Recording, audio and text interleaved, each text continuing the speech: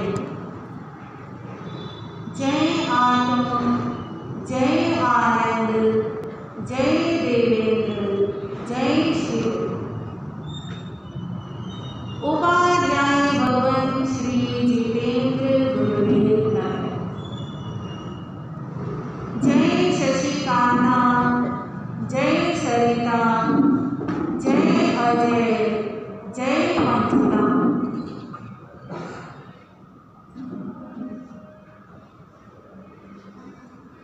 गुरु कृपा से,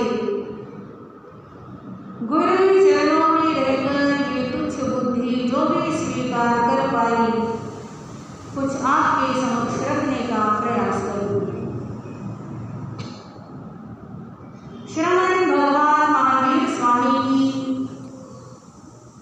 अंतिम देशना श्रीमद् उत्तराध्ययन सूत्र की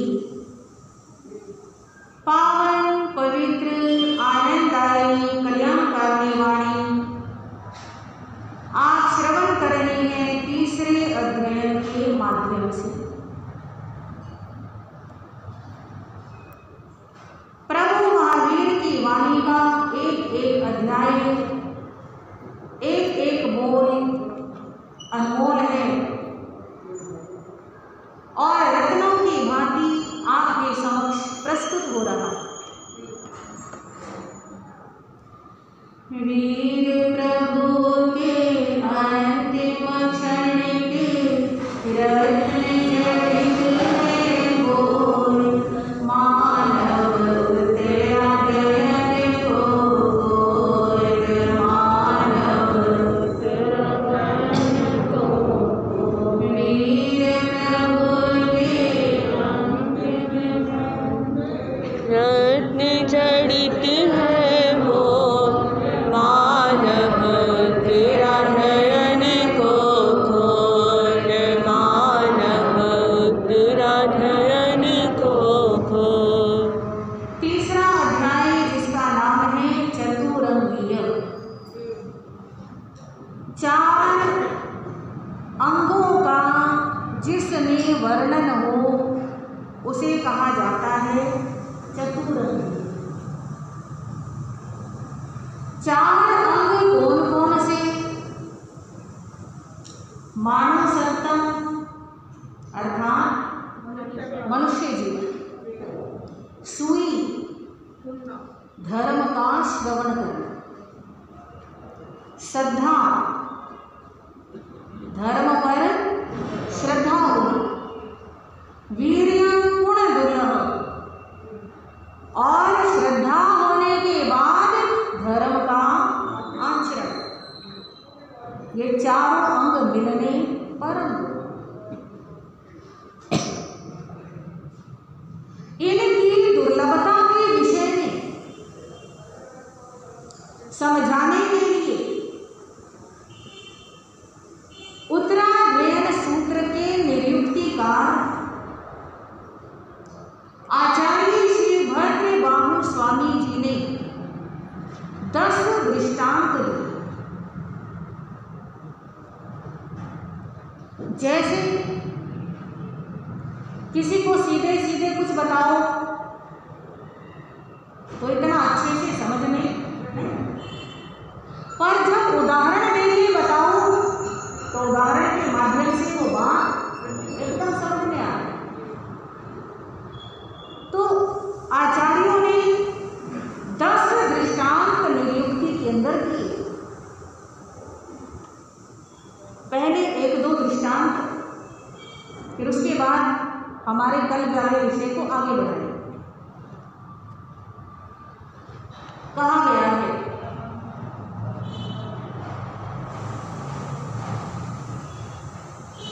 इस भारत क्षेत्र के अंदर तीर्थंकर कितने हुए? कितने हुए? हाँ, वर्तमान अवसर के लिए काल में 24 तीर्थंकर हुए। कितने हुए? और चक्रवर्ती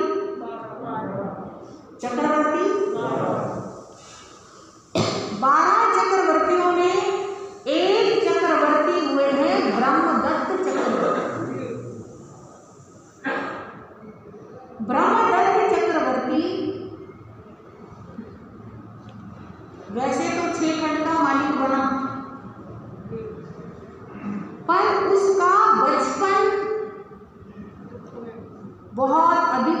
कष्टों में व्यतीत। उसको अपनी जान बचाने के लिए जंगल जंगल भटकना। और देखो, उसकी अपनी मां ही उसकी दुश्मन थी और कोई नहीं। लोग कहते हैं ना, मां की ममता न्यारी होती है, पर कोई भी एक बात सब जगह लागू नहीं होती। जैसे पांचों उंगलियां बराबर नहीं होती, ऐसे सब माएं भी बराबर नहीं होती। तो ब्रह्मदत्त चक्रवर्ती की मां ही उसको मारना चाहती, और उसका कारण था कि ब्रह्मदत्त चक्रवर्ती की मां दुराचारिणी, और उसके दुराचार के बारे में ब्रह्मदत्त को जानकारी नहीं गई। ब्रह्मदत्त ने इस दुराचार को रोकने के लिए एक दो बार इनडायरेक्ट रूप में अपनी मां को संकेत किए। मां समझ गई कि बेटा मुझे रोकना चाहता है। उसने अपना गलत आचरण तो नहीं छोड़ा, पर बेटे की जान की तो अपने प्राण बचाने के लिए जब ब्रह्मदत्त वन वन भटक रहा था, उस समय एक ब्राह्मण ने उसकी बड़ी सहायता, अपने भोजन में से उसको भोजन देता, साथ चलता, जंगली पशुओं से रक्षा करता, रास्ता बताने में, रास्ता ढूंढने में, यानी हर चीज में उसने बड़ी मदद की। और वे एक ऐसी जगह पहुंच गई जहां से उस ब्राह्मण को अपने स्थान पर जाना था, और इसका तो कोई ठोर ठिकाना अभी नहीं। तो ब्रह्मदत्त ने कहा कि देखो, एक समय आएगा मैं राजा बनूंगा, और जब मैं राजा बनूं तब तुम मेरे पास आना, मैं तुम्हें कुछ ना कुछ, यानी जो भी तुम मांगोगी, जो भी तुम्हारी जरूरत होगी, जरूरत के मुताबिक मैं तुम्हें कुछ ना कुछ जरूर दूंगा। नींद तो नहीं आ रही है, कुर्सी वाली बहनों, थोड़ा आसपास वालों को मिला दिया।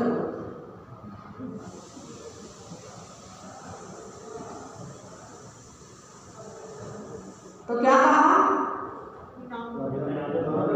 जब मैं राजा बनूंगा तो कुछ ना कुछ दूंगा, सहायता। तुम्हारा मेरे ऊपर इतना उपकार है, मैं राजा बनने के बाद तुम्हारे उपकार को भूलूंगा नहीं। ब्राह्मण कहने लगा, अगर आप राजा बन गए तो मुझे पहचानोगे भी नहीं। कहते कोई बात नहीं, देख लेना। महापुरुषों की तो रीति अलग होती है। सुदामा कैसी हालत में श्री कृष्ण जी के पास आया, पर महापुरुष दूसरे को विपत्ति में देखकर कभी आंखें फेरते नहीं है। जितना हो सके उतना उनकी क्या करते हैं, सहायता भी करते हैं। समय आया, ब्रह्मदत्त 6 खंड का मालिक बन गया, राजा बन गया, और उस ब्राह्मण को भी पता चला कि वही युवक जो मुझे कहता था कि मैं राजा बनूंगा और तुम्हारी मदद करूंगा, तो उससे मदद लेने के लिए वो ब्राह्मण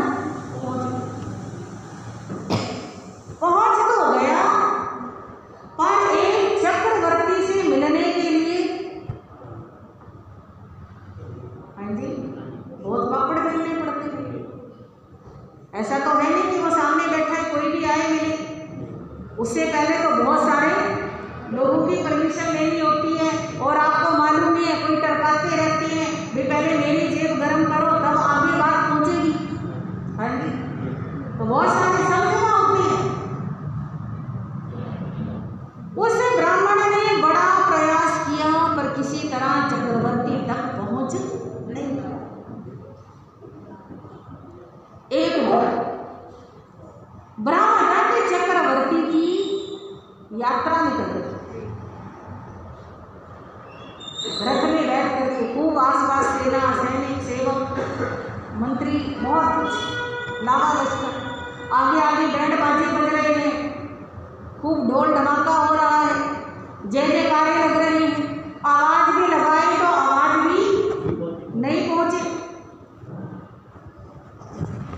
तो ब्राह्मण ने सोचा क्या यत्न करूं, मेरे को दिख तो रहा है तो सामने रथ पर बैठा हुआ, पर मेरी आवाज पहुंचेगी नहीं और मेरे को वो देखेगा कैसे, इतनी भीड़ के अंदर मेरी तरफ कहाँ नजर जाएगी। तो उस व्यक्ति ने, उस ब्राह्मण ने एक तरीका निकाला। आगे जो बैंड बाजी वाले चल रहे थे और बहुत सारे लोग झंडे लेकर के चल रहे थे, उसने एक बड़ा सा डंडा लिया और उस डंडे के ऊपर अपना जूता टांगा। झंडों में झंडा तो रिक्शा लगेगा, उसने क्या टांग लिया, जूता। अब जूते के ऊपर तो सबकी निगाह जाएगी एकदम। चक्रवर्ती की भी निगाह गई, उसने देखा, पूछा ये कौन है, पास बुलाया गया और देखते ही एकदम पहचान लिया। अहो मित्र, तुम तो मेरे उपकारी हो। कहने लगा क्या उपकारी हूँ, कितने समय से चक्कर काट रहा हूँ कि किसी तरह आपसे मिल सकूं, पर मिलने का कोई तरीका नहीं दिखा, तो मुझे ये उपाय करना पड़ा। कहते कोई बात नहीं, बोलो क्या चाहिए। कौन पूछ रहा है, ब्रह्मदत्त चक्रवर्ती 6 खंड का राजा, कुछ भी दे सकता है, कितना ही सोना चांदी जेवर रत्न मणि माणिक, यहाँ तक कि उसको कोई राजा भी बना सकता है। ब्राह्मण से पूछा बोलो क्या चाहिए। ब्राह्मण कहने लगा महाराज एक वरदान दे दो। हम ब्राह्मणों को भोजन की बड़ी समस्या होती है। क्या समस्या होती है, भोजन की समस्या है। तो आप मेरी भोजन की समस्या हल कर दो। कहते क्या करूं भोजन की समस्या हल करने के लिए। कहते अपने पूरे राज्य के अंदर मेरी पारी बांध दो। एक दिन, पहले दिन मैं आपकी रसोई से भोजन करूंगा। आपकी रसोई से भोजन करने के बाद फिर आगे आपका जो मंत्री है और सह मंत्री है, आगे जो कोषाध्यक्ष है, और उससे आगे चलते चलते पूरे नगर के अंदर, पूरे राज्य के अंदर जितने भी घर हैं, मैं सबके घरों में भोजन करूं। जिसके भी घर जाऊं मेरे को भोजन मिल जाए और थोड़ी बहुत 1 रुपया मेरे को दक्षिणा का मिल जाए, बस इतना बहुत है। चक्रवर्ती कहने लगा अरे मांगा भी तो, क्या मांगा, तू कुछ और मांग ले, हाथी घोड़े रथ सेवक दास दासी महल मांग ले, रानियां मांग ले, तेरी शादियां करा दूंगा मैं, सारी जिंदगी बैठ के मौज करेगा, सब कुछ दे सकता हूं मैं तेरे को। कहने लगा हम ब्राह्मणों को इन सब चीजों से, इन सब प्रपंचों से क्या लेना देना, बस मेरी तो आप भोजन की व्यवस्था। ठीक है, तथास्तु। राजा ने मोहर लगा करके एक पत्र दे दिया कि बारी बारी से घरों में जाना, ये पत्र दिखाना, और तुझे क्या मिल जाएगा, भोजन भी मिल जाएगा और दक्षिणा भी मिल जाएगी। ठीक है। अब आचार्य फरमाते हैं सबसे पहले दिन उसने चक्रवर्ती की रसोई में भोजन किया। चक्रवर्ती की रसोई का भोजन आप कल्पना भी नहीं कर सकते कितना स्वादिष्ट और कितना पौष्टिक होता है। जहां तक मुझे ध्यान है, मैंने पढ़ा हुआ है 1 लाख गायों का दूध 50,000 गायों को पिलाया जाता है। 50,000 गायों का दूध 25,000 को पिलाया जाता है। 25,000 गायों का, उन्हीं वाली 25 का, बात समझ आ रही है। मतलब 1 लाख गायों का दूध जब 50,000 को पिलाया तो उनके दूध में कितने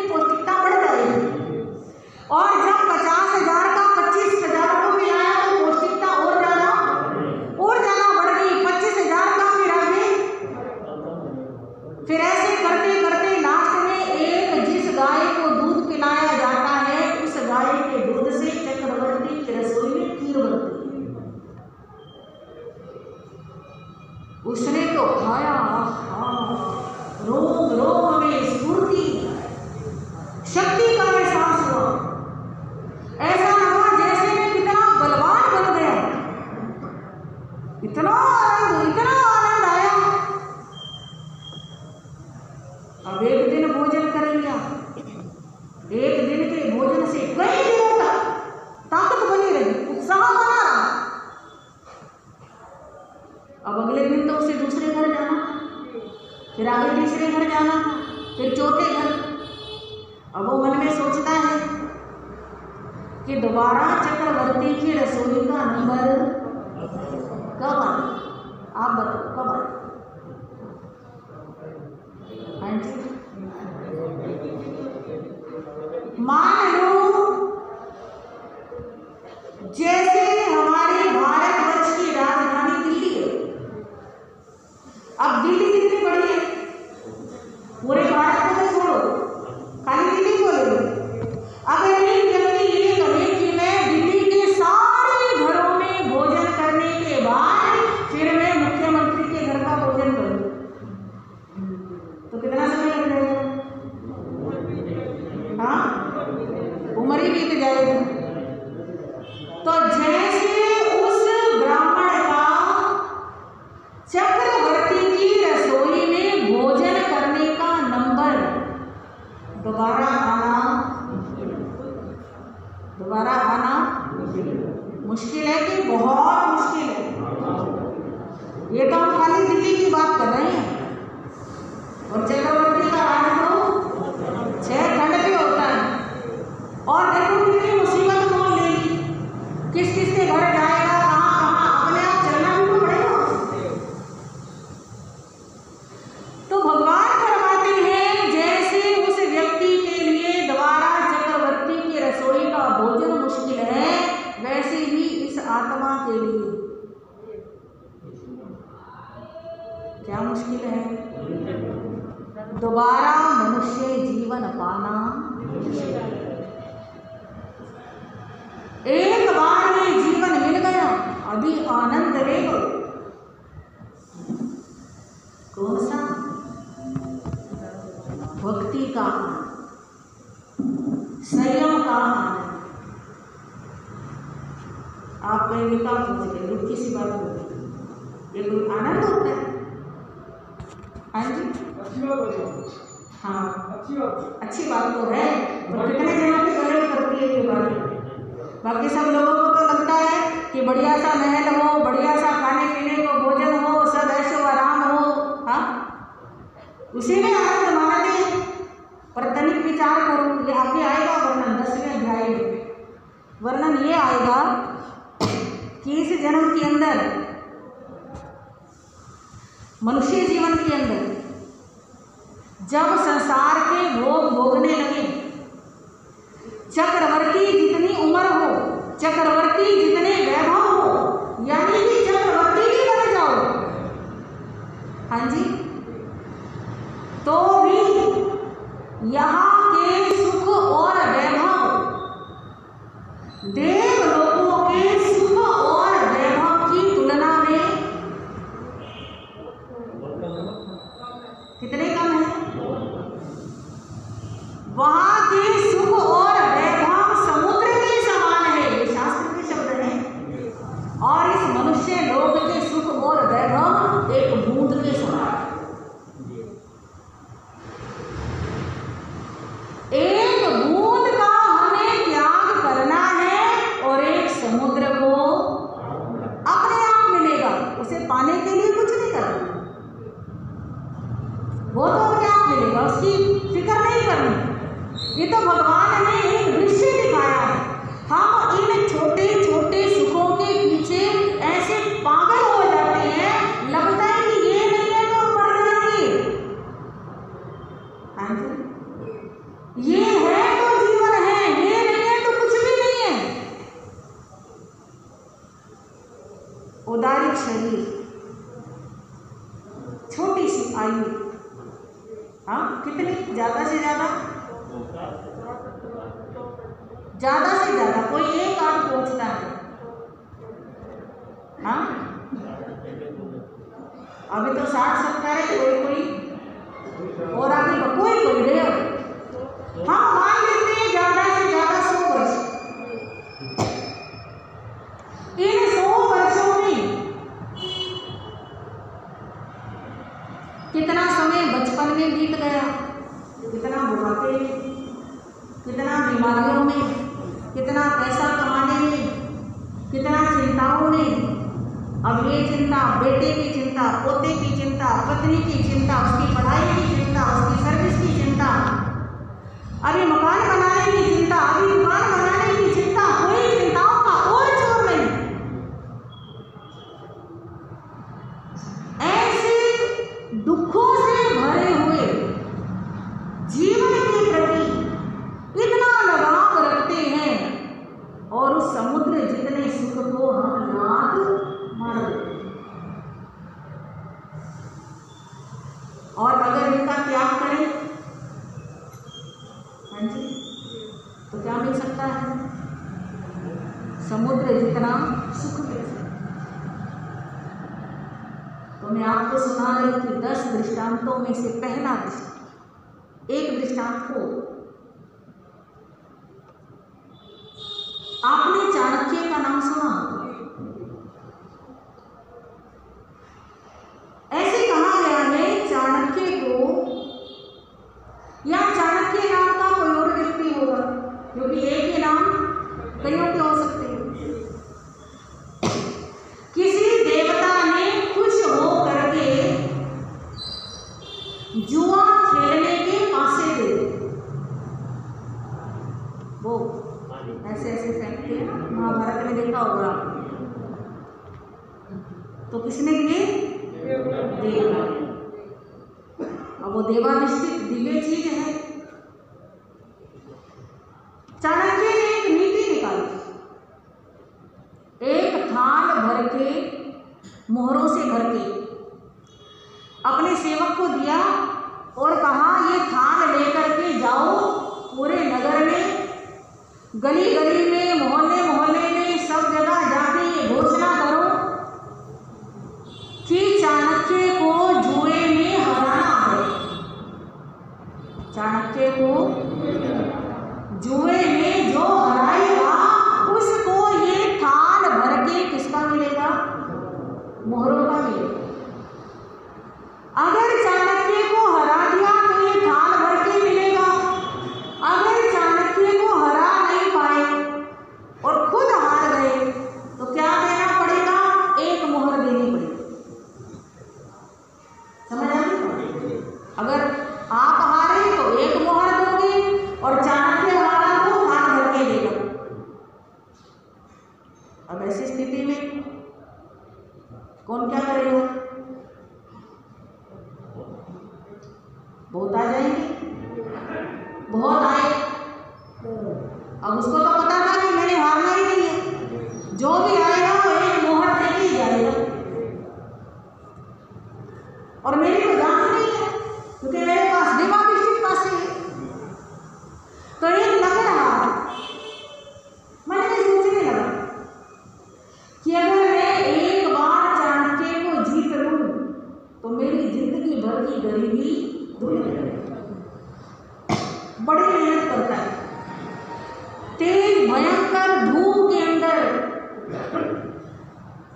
लुएं चलती हैं, ऐसे समय में भी खूब सारी लकड़ियां काटता है, बहुत भारी सा गट्ठर बनाता है, बाजार में जाता है, बेचता है, पैसे इकट्ठा करता है, पाई पाई कोड़ी कोड़ी जोड़ करके एक मोहर खरीदता है। किस लिए? अगर हार गए तो मुझे देनी पड़ेगी। वो चाणक्य पहले देख लेता था कि मोहर लाए हो तो जीतूंगा, खेलूंगा, और मोहर नहीं आए हो वो तो होता ही ना। अब वो लकड़हारा खेलने के लिए गया, हार नहीं था, हार गया, एक मोहर उसको दे करके आ गया। सोचता है अब की बार हार गया फिर थोड़े हारूंगा, दोबारा फिर जी तोड़ में दोबारा फिर मोहर लेके गया।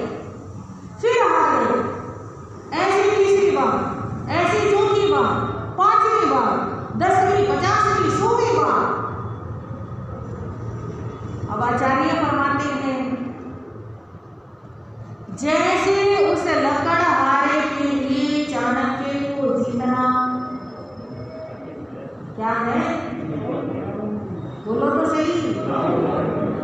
नामुमकिन है, जी नहीं सकता। जैसे लकड़हारे के लिए चाणक्य को जीतना और उससे उन मोहरों का ताल प्राप्त करना मुश्किल है, वैसे इस आत्मा के लिए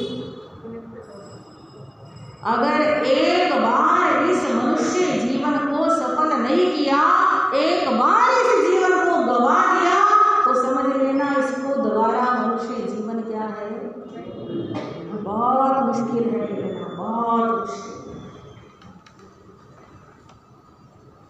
एक बार ये जीव पृथ्वी कार्य में चला जाए, ये भी 10वें अध्याय का बीच में फिक्स हो जाता है, तो असंख्यात काल तक पृथ्वी कार्य में ही जन्म और मरण करता है। यहाँ की आयु कितनी है हमारी? ज्यादा से ज्यादा 100 वर्ष वर्तमान में, ज्यादा से ज्यादा मैक्सिमम। और अगर पृथ्वी कार्य में चला गया तो असंख्यात काल, यानी कोई गिनती नहीं है, काउंटिंग नहीं है, गिन नहीं सकते कितना समय पृथ्वी कार्य में ही बीत जाए। वहां से निकल के अब काय में चला जाए, पानी का जीव बन जाए, तो बार बार मरा, फिर पानी में पैदा हुआ, फिर मरा, फिर पानी में पैदा हुआ, ऐसे करते करते असंख्यात काल अपकाल। तेव काय में चला गया, वहां भी असंख्यात, वायु काय में चला गया, वहां भी असंख्यात, वनस्पति में चला जाए तो अनंत काल, नरक में चला जाए तो कम से कम 10,000 वर्ष, और 7वीं में चला गया तो ज्यादा से ज्यादा 33 सागरोपम, तिर्यंजलि, देन्द्रिय बना, तेन्द्रिय बना, चौद्रिय बना, पंच इंद्रिय बना। और कई बार ऐसा होता है, एक भाग नरक का किया, फिर तिर्यंज का किया, फिर नरक में चला गया, फिर तिर्यंज में चला गया, फिर नरक में चला गया, फिर तिर्यंज में, कितना काल बीत जाता है। ये समझ लो, बहुत गहरी गहरी खाइयां, बहुत बड़े बड़े पहाड़ पार करके, कितनी घाटियां पार करके हम इस मनुष्य जीवन में आए। बंधुओं, आचार्य फरमाते हैं, एक एक क्षण का आत्म कल्याण के लिए सदुपयोग करो। हे गौतम, समयम गोयम मां पमाये, समय मात्र का भी प्रमाद मत करो। हर समय जागरूक रहो, हर समय अंदर में एक परमात्मा को बिठा के रखो। हम कुछ भी गलत करने पड़े लगे वो टोक दे, रुक जाओ। हमें हमारे अंदर बैठा हुआ मास्टर सावधान करता रहे, क्या जरूरी है और क्या जरूरी नहीं है। जो जरूरी नहीं है उससे बचो। अगर कितना भी कर लेते हैं तो भी हम इस जीवन का कुछ फायदा उठा लें, कि केवल गैर जरूरी का त्याग करना है। बोलना है, जितना जरूरी है उतना बोलो, जो जरूरी नहीं है वो बोलना ही है। इतने से भी बहुत बच जाओगे। जो जरूरी है बस वही खाना है, जो जरूरी नहीं है उसका त्याग, इतने से भी बहुत बच जाओगे।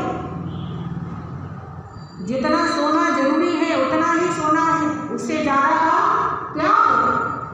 जितने कपड़े इस शरीर के लिए जरूरी है उतने ही रखने हैं, बाकी का त्याग, बहुत बच जाओगे। सारी चीजों में, हर चीज में। इसी को तो श्रावक के व्रत कहते हैं, इच्छा परिमाण व्रत, भोगोपभोग परिमाण व्रत। हर चीज की लिमिट हो, जितनी लिमिट आएगी उतना संतोष आएगा, जितना संतोष आएगा उतना सुख आएगा। आखिर सब कुछ यही तो छोड़ के जाना है। अलमारियां ऐसे भरी रह जाएंगी कपड़ों की, बैंकों में ऐसे पड़ा रह जाएगा पैसा।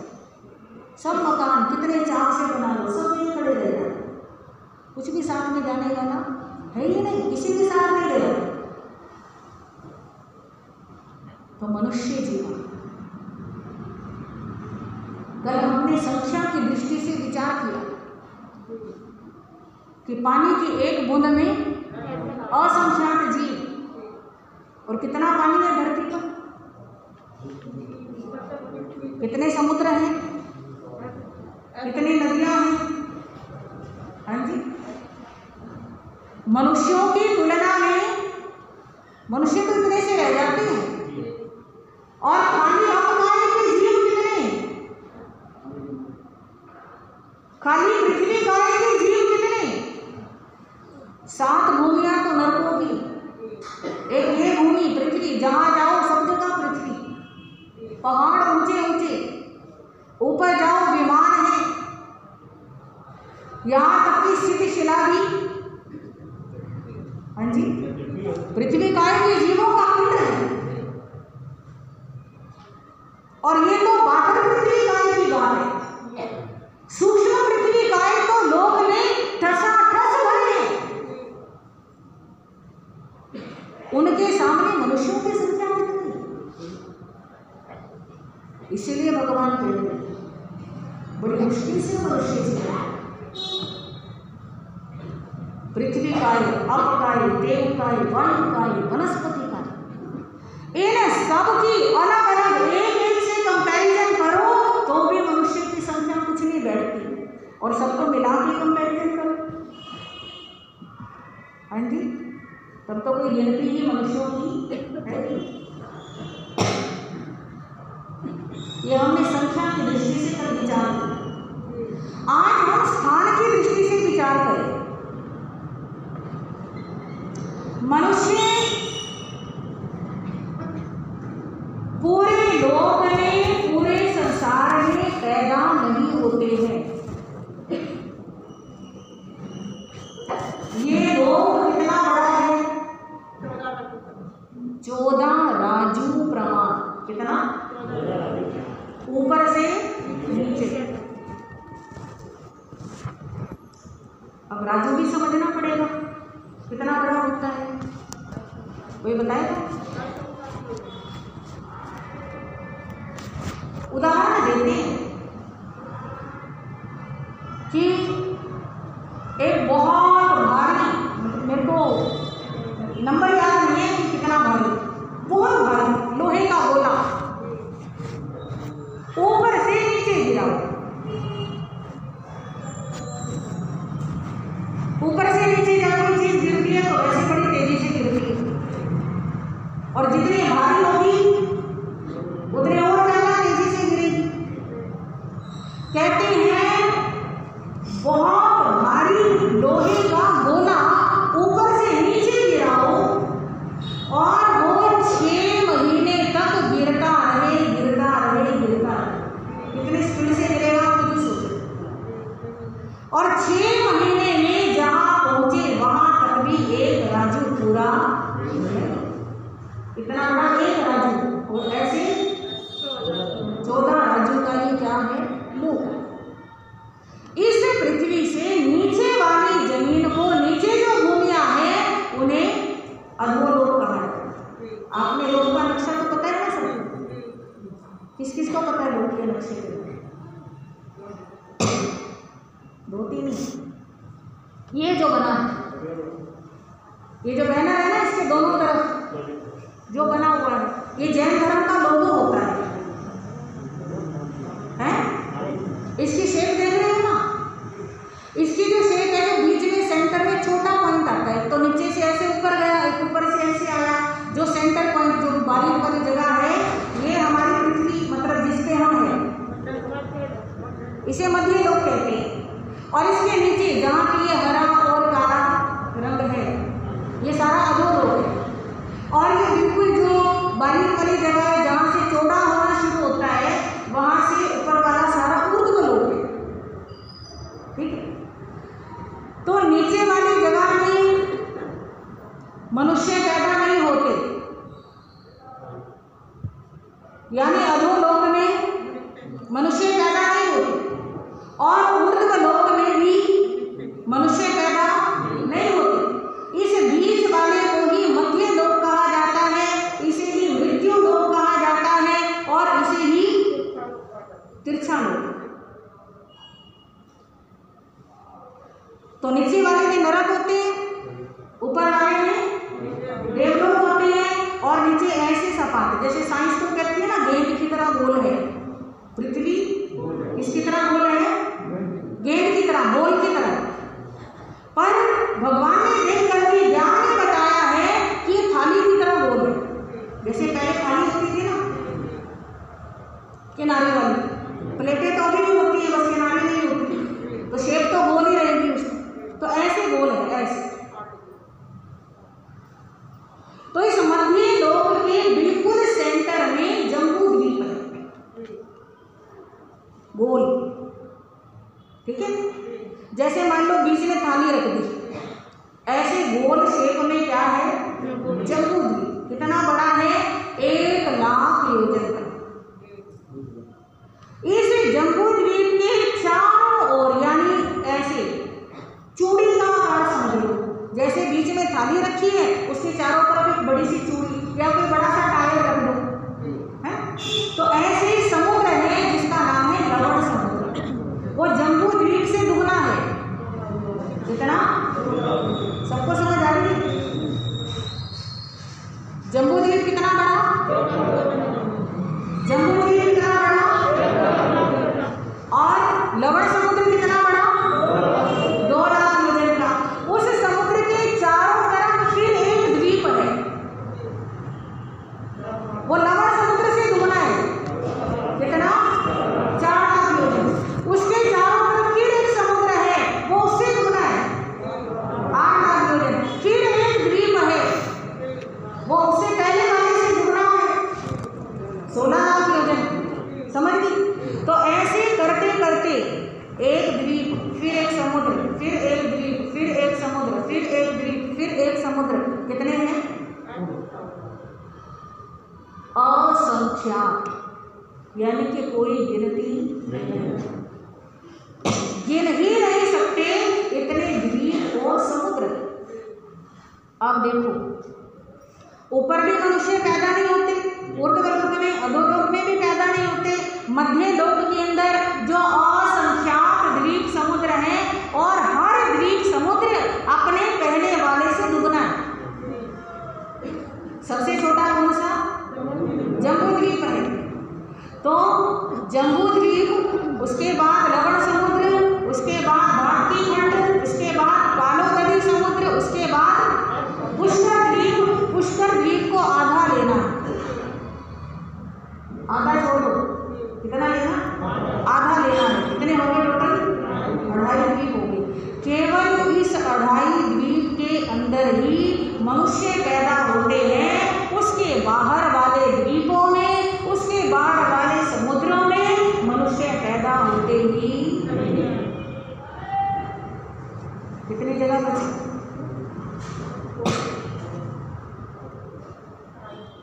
अगर पूरे लोक से तुलना करो तो कितनी जगह बची? कुछ भी नहीं। तो संख्या की दृष्टि से भी संसार के बाकी जीवों की अपेक्षा मनुष्य थोड़े हैं। एक टुकड़ा आता है, जीव धरा का टुकड़ा बोलते हैं उसको, 98 बोल का भी बोलते हैं। आपने किसी ने पढ़ा हो, याद किया? जीव धरा का मतलब होता है कि धड़े बनाना जीवों के, उनकी संख्या के मुताबिक। जैसे सबसे कम ये, उससे ज़्यादा ये, उससे ज़्यादा ये, फिर उससे ज़्यादा ये, ऐसे धड़े बना रखे हैं। तो उसमें सबसे कम संख्या गर्भज मनुष्य, सबसे थोड़े गर्भज मनुष्य, फिर आगे उससे ज़्यादा ज़्यादा ज़्यादा बढ़ते चले जाते हैं, बढ़ते चले जाते हैं, सिद्ध भगवान तक ये संख्या पहुँच जाती है। तो इसलिए भगवान कहते हैं संख्या की दृष्टि से भी मनुष्य बहुत थोड़े, और क्षेत्र की दृष्टि से भी केवल 2.5 द्वीप में मनुष्य पैदा होते हैं, उससे बाहर मनुष्य पैदा नहीं होते। तो क्षेत्र की दृष्टि से भी मनुष्यों को बहुत थोड़ा स्थान मिला है। इन 2.5 द्वीप को 2.5 द्वीप भी कहते हैं और मनुष्य क्षेत्र भी कहते हैं, क्योंकि मनुष्य उससे बाहर प्लेनेट होते हैं, देवता होते हैं, मनुष्य नहीं होते। तो ये मत सोचना मनुष्यों की संख्या तो बढ़ती जा रही है, और शास्त्रों ने कहा है कि मनुष्य जीवन पाना दुर्लभ है, वास्तव में मनुष्य जीवन पाना बहुत दुर्लभ होता है। आगे जैसा जैसा समय आएगा थोड़ा थोड़ा इस विषय को आगे बढ़ाएंगे। आप आते रहें, सुनते रहें। इन्हीं शब्दों के साथ आज के बाद को हम